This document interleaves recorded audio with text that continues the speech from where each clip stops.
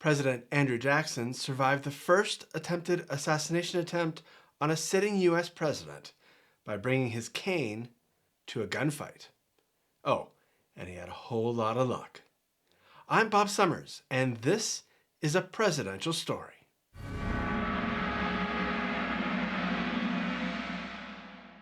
On a damp and misty Friday, January 30th, 1835, President Andrew Jackson traveled to the Capitol building to attend the funeral of Warren Davis, a Democratic representative from South Carolina. 67-year-old Jackson, in his 6th year as president, was not in good health. In addition to having a bullet permanently lodged in his lung from a duel, he suffered from a number of maladies, including smallpox, malaria, dysentery, rheumatism, and dropsy, to name a few that I can pronounce. He was rail-thin, pale, and stood with a slight stoop. His unruly hair had turned snowy white. Jackson was only able to enter the House chamber that day by leaning on the arm of Treasury Secretary Levi Woodbury. A witness would later write that he appeared scarcely able to go through with the ceremony. Many, Jackson included, wondered if he would survive his second term in office. But Jackson did make it through the funeral. As he exited, he approached the east portico of the Capitol. Waiting for him behind one of the pillars was an impeccably dressed 34-year-old English-born unemployed house painter named Richard Lawrence, who carried a pair of single-shot brass Derringer pistols concealed beneath his cloak. Remember, at this time, presidents traveled without bodyguards. The Secret Service did not start protecting the president until 1901, in the wake of President William McKinley's assassination. When Lawrence saw Jackson, he emerged from behind the pillar and approached the president. When he was about 10 feet from Jackson, he drew one of his pistols, aimed for his heart, and without saying a word, pulled the trigger. There was a large crack as the gun's percussion cap erupted, but the powder did not ignite, so the bullet did not fire. Jackson reacted to the danger with surprising ferocity.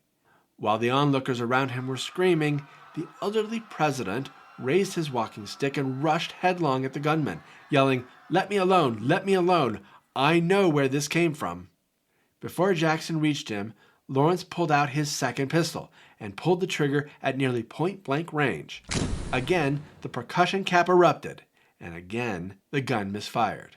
According to many accounts, President Jackson beat Lawrence viciously with his cane. Some accounts say that Lawrence ducked, avoiding the brunt of the punishment. Navy Lieutenant Thomas Gedney, who would later be the commanding officer of the U.S. revenue cutter Washington that captured the slave ship La Amistad, promptly tackled Lawrence to the ground, and a group of spectators, among them Democratic congressman from Tennessee and frontier legend Davy Crockett, helped subdue him. Jackson was quickly ushered to his carriage and whisked away to the relative safety of the White House. The political environment at the time was extremely divisive. The main point of contention was Jackson's veto of the bill to reauthorize the charter for the Second Bank of the United States.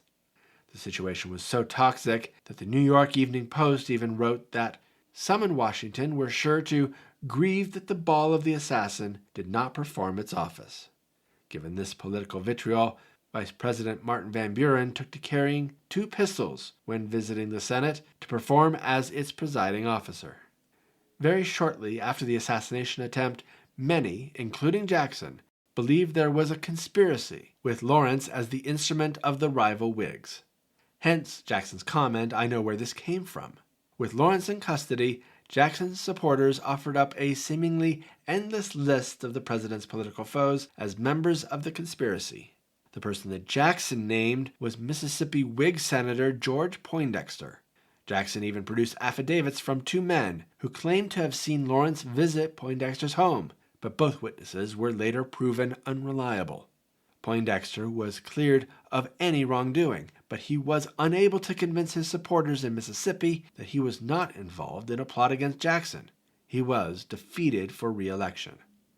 Meanwhile, Jackson's political opponents believed Jackson had masterminded the whole attempt to swing public sentiment in his favor.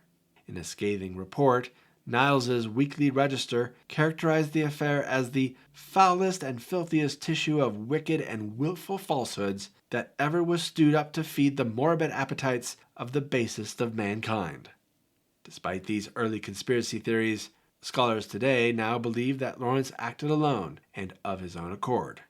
When initially questioned, Lawrence declared that Jackson had killed his father, a claim that was quickly revealed to be false. The delusional Lawrence then revealed that he was England's King Richard III, who had been dead since 1485. He also believed that as king, the United States and its treasury were his rightful property.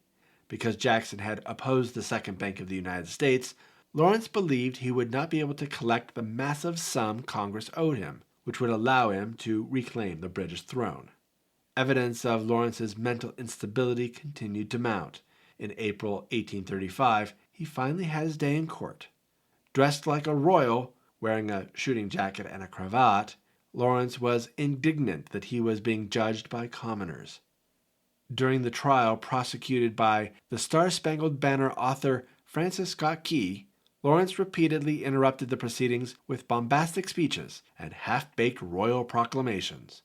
During one such outburst, he confessed he had tried to kill Jackson because the president's attempts to dismantle the national bank hurt his chances of receiving his royal tribute. Lawrence's defense attorneys paraded a series of medical doctors before the court, each of whom testified that the defendant was clearly mad. It took the jury less than 5 minutes to find him not guilty by reason of insanity. Historians theorize that Lawrence's exposure to the toxic chemicals used in paint in the 1800s, including lead, antimony, chromates, sulfides, and barium, contributed to his mental illness. Lawrence was confined to multiple asylums before being remanded to the district's Government Hospital for the Insane, now known as St. Elizabeth's Hospital, for the remainder of his life. Richard Lawrence died in 1861. Lawrence's pistols were examined at the time. The powder was said to be of good quality, and when tested, they both fired. The pistols were examined, U.S. Senator Thomas Hart Benton later wrote, and found to be well loaded, and fired afterwards without fail, carrying their bullets true, and driving them through inch boards at 30 feet. In the 1930s, researchers at the Smithsonian Institution also test-fired Lawrence's Derringer pistols. Both discharged normally on the first try. Most experts now believe the weather was responsible for saving Jackson's life. The day of the funeral was unusually misty, and the powder in Lawrence's pistols may have gotten just damp enough that they would not ignite. After the conspiracy theories faded, Jackson came to believe he was spared by divine providence. Even so, the president was incredibly lucky. The odds of both guns failing were later determined to be 125,000 to 1. Thanks for watching.